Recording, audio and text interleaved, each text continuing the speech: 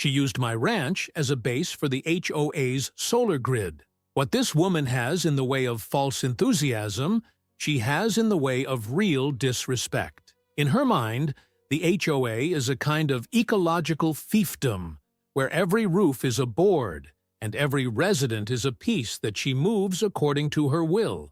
She doesn't consult, she doesn't negotiate, she declares. And when she decided she needed to expand the community solar energy network, she chose my ranch as an anchor point without blinking, as if someone else's land was an extension of her ambition.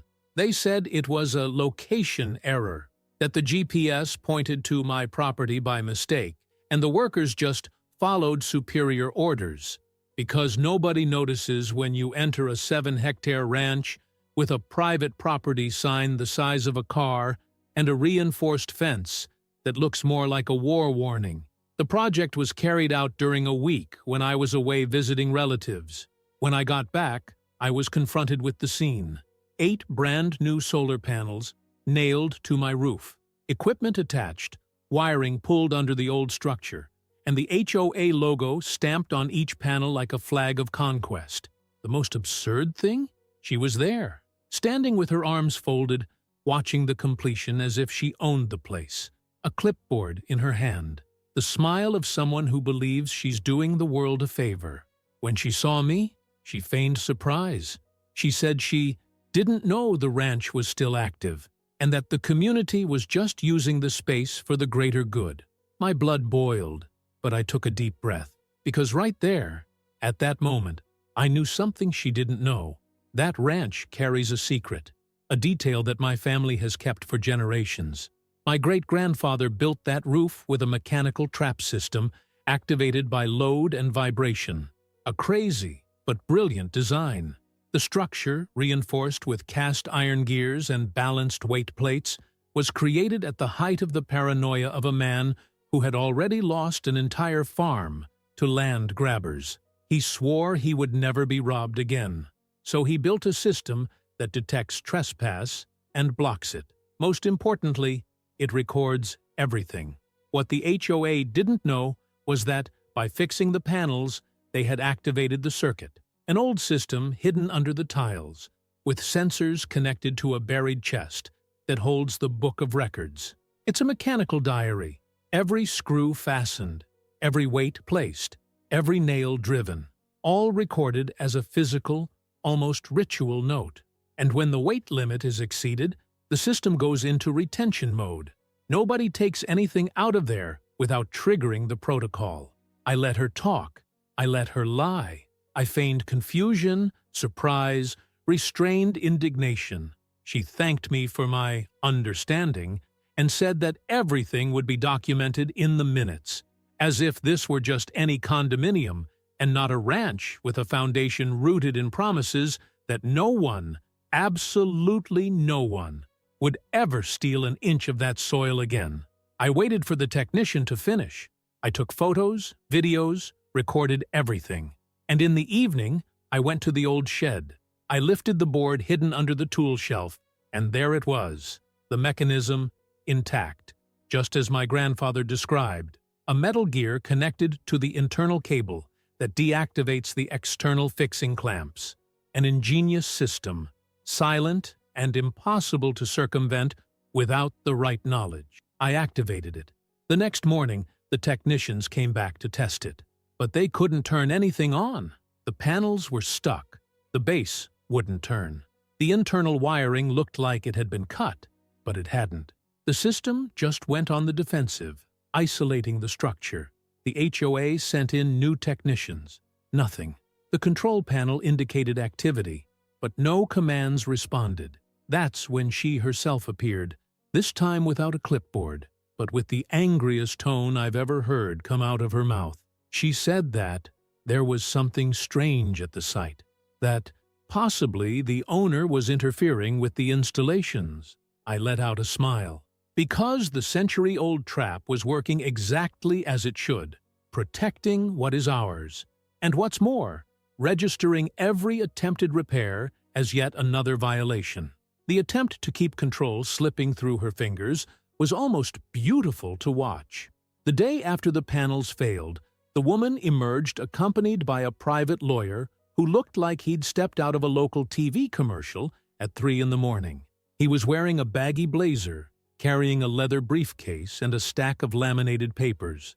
She came with him, like someone bringing the last card from a deck of cards, but an old deck from the corner of a bar, with crumpled edges and smelling of mothballs. He said he wanted to resolve everything through legal channels. The lawyer read out an excerpt from a letter which said that because it was within the limits of the Community Action Plan, the use of the space had been presumed consented to. The language was beautiful, but the content was pure delirium. Presumed consent? On what basis? On an assumption drawn from where exactly? The ranch is not part of any condominium, nor in the urban area, nor in the jurisdiction of the HOA. It's an isolated rural property, and that's been on record for decades. I let the lawyer finish his act. Then I invited the two of them to accompany me to the barn. Inside, I pulled the iron lever that releases the hidden compartment in the wall. The dry sound of gears moving echoed like thunder. The wooden lid slid open and revealed the heart of the trap, the mechanical recording system built by my great-grandfather. I showed them the metal plates marked by the recorded pressures. Every movement of the panels had been noted, like scratches on rails. It was concrete, physical, incontrovertible proof of trespassing. The lawyer began to sweat. She went silent. For the first time, without a ready-made argument, without a regulation under her arm, without a flowery excuse at the end of the sentence. With the photos, videos, and mechanism in hand, I took the case to the local police station and filed a formal complaint of misuse of private property, damage to property, and attempted appropriation without consent. When the deputy saw the images, he laughed with the air of someone who already knows her fame. He said it wasn't the first time she'd tried to force community actions with no legal basis, but it was the first time she had messed with a ranch protected by a defense system that looks like something out of a spy movie. The news spread fast. The town forum exploded with comments. A headline appeared: Panels of Shame. HOA invades ranch and activates trap from 1921. Some didn't believe it. They thought it was an exaggeration, until the video of the system was posted by one of the technicians who had been hired by the association itself. He secretly filmed the workings of the mechanism in amazement. The video was viewed by thousands in less than a day. Title of the video? Rural Engineering vs. HOA. Who wins? The answer came soon after. The city council issued a public statement saying that the HOA had overstepped its bounds and was suspended from any new projects until all the permits had been reviewed. The solar company, which had been contracted on the basis of the data it had provided, immediately withdrew from the project, claiming breach of contractual agreement and trespassing. Even her insurance was canceled. The woman tried to explain herself in an open letter. She said that there was no ill intent, that the project was aimed at the common good, and that she was surprised by an ancient artifact that compromised the execution. The community's response? Laughter. Comments with gifs of bear traps, jokes about magic roofs, and even an online petition to turn the ranch into a tourist attraction in the city. Meanwhile, the billboards were still there, useless, stuck. The system still kept them firmly attached, generating no energy, responding to no commands. It was like a monument to unsuspecting arrogance. Their presence became a symbol, not of progress, but of pride. The following week, a local historian came to see me. He said he wanted to document the mechanism, to understand how it was made and the reasoning behind it. He was delighted. He said it was the first time he had seen a mechanical trap work as legal evidence in the 21st century. He wanted to take pictures, take measurements. He said that my great-grandfather was a genius of rural paranoia. I didn't correct him, because that's exactly what it was. Not satisfied with the public exposure and the humiliation that became a municipal joke, she tried one more card: to get the panels back by force, not in court, because any lawyer with 2 neurons would have jumped ship, but by lightning operation, as she called it, in the message group of the former HOA board. The printout of the conversation was leaked, and the word lightning has never been so misused. It was a Tuesday, early afternoon. The sun was shining. 3 white pickup trucks with faded stickers from the old Clean Energy campaign appeared on the road leading to the ranch. Inside, 4 new technicians, hired from outside, looked like they thought they were just going to dismantle some photovoltaic system. One of them was wearing a uniform with the company logo covered in adhesive tape. Another had a badge in his pocket with the name of another company. All improvised, disorganized, and visibly guided by her stubbornness. Without authorization, without a formal request, without any contact, they invaded the land and began to build stairs. The scene was pathetic. They looked up, pointed at tools, whispered amongst themselves. The system had been dormant since the last attempt, but this movement, this combination of weight, vibration, and direct violation, was exactly what the old mechanism had been waiting for. The first touch on the base of the panel triggered stage 2 of the trap. This time, it wasn't just the lock.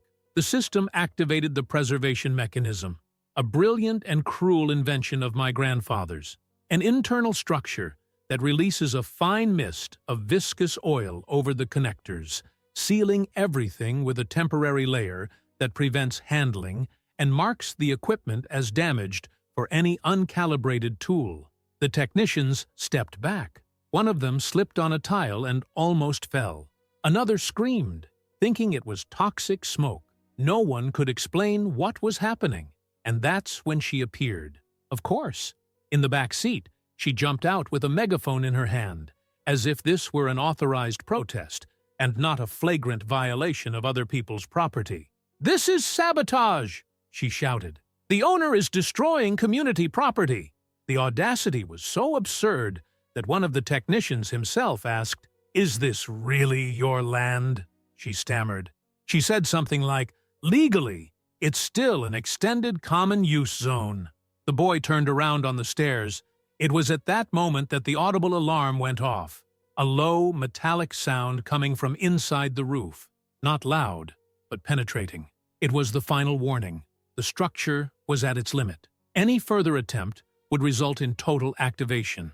And then there would be no more panel, no more bolts, no more HOA, only debris. The technicians gave up. They hurriedly put their tools away. One of them recorded a video saying that he would never work in a rural area without a safety guarantee again. The video was posted the same day. It reached 20,000 views in 48 hours with the title, "The House That Didn't Want to Be Invaded." She stayed on the land, alone, shouting at the workers, demanding that they return, calling them weak, cowards, traitors to progress. They didn't answer. They started the engine and drove off, letting the trail of dust rise over the horizon as a sign of defeat. But the real consequence came 2 days later. I received a letter from the energy company initially involved in the project. It wasn't an apology or a request for a refund. It was a formal notice of definitive termination of any contract or link with the HOA. They said that, after legal evaluation, they understood that the project had been conducted under territorial misrepresentation, and that the association could be sued for bad faith if it insisted. The most glorious thing? A copy of the notification was sent to the town hall, and the mayor's response, posted on the wall of the community center, was clear. The HOA is prohibited from leading any installation, renovation, or innovation project in the collective name until all ongoing legal proceedings are resolved. Private property is not a public square. Someone else's roof is not a power outlet. She disappeared. For a while. No message. No meeting. No invitation with flowers in the envelope. The neighborhood was in a state of grace. People sitting on their balconies, chatting without fear of being clocked for idle time. Children running around without the risk of being warned for too much movement. The sun came out again, ironically without any illegal billboards in the way. The silence she left after her last failed attempt wasn't regret, it was strategy. A calculated disappearance, the kind that only those who still think they can regain the throne make. For weeks, no messages, no appearance. The HOA, demoralized, became the butt of jokes at late-night neighborhood gatherings. Some residents began to play around with the old rules, sticking up fake signs with phrases like, "No smiling after 6 p.m." or "Grass over 4 centimeters will be confiscated." T-shirts were even made with the number HOAFREESINCE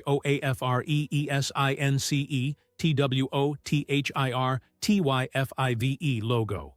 Meanwhile, the ranch flourished, literally. The local press began to cover the story as if it were a living legend. A regional TV program came to record, filmed the roof, the system, interviewed descendants of my great-grandfather who had never set foot there. The century-old trap became a symbol of resistance against abuse, disguised as progress. The mayor showed up, shook hands, posed with the key to the old barn, and announced, "Here, respect for the land has won out over the arrogance of paper." With the attention came opportunity. A group of historians and engineers proposed turning part of the ranch into a technological rural museum. Nothing invasive, just a wing that would show how the system was created, how it worked, and how it served as legal testimony in a modern case. It was unanimously approved by the municipal assembly, including a vote by the mayor himself. The city council paid for part of the structure. The rest came from donations. But as every good story needs one last pathetic attempt, it's back. She showed up on the day of the opening.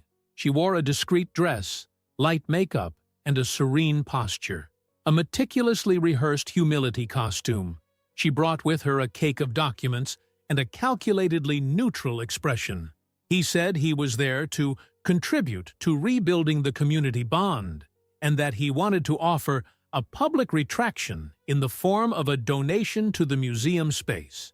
In other words, she tried to sell herself as a supporter of the project that she herself had tried to sabotage. She handed over an envelope with a letter printed on the former HOA's letterhead, saying that the mistakes made were the result of an excessive passion for order and efficiency, and that the attempt to install the panels was actually a symbolic gesture of collectivity. At the end, a proposal: give the solar panels to the museum, with a plaque of thanks, with his name engraved on it. The answer didn't come from me. It came from the new curator of the space, a retired teacher who, after hearing the whole story, volunteered to maintain the place. He read the letter right there, in front of the press, visitors, and former members of the association. Then he raised his eyes, looked at it, and said with a cutting calm, "The only name that deserves a plaque here is that of the man who built all this, so no one could steal it. And yours is not that name." She forced a smile, as if she still believed she could get something back. But no one smiled back. And then, with no audience, no followers, no morals, she turned her back and walked away. The sound of his footsteps on the dry land was drowned out by the laughter of the children running between the event's stalls, the applause after the mayor's speech, and the symbolic howl of a wolf recording that played on the sound panel at the entrance. The museum was officially named Memory of the Ranch, Territory of Justice.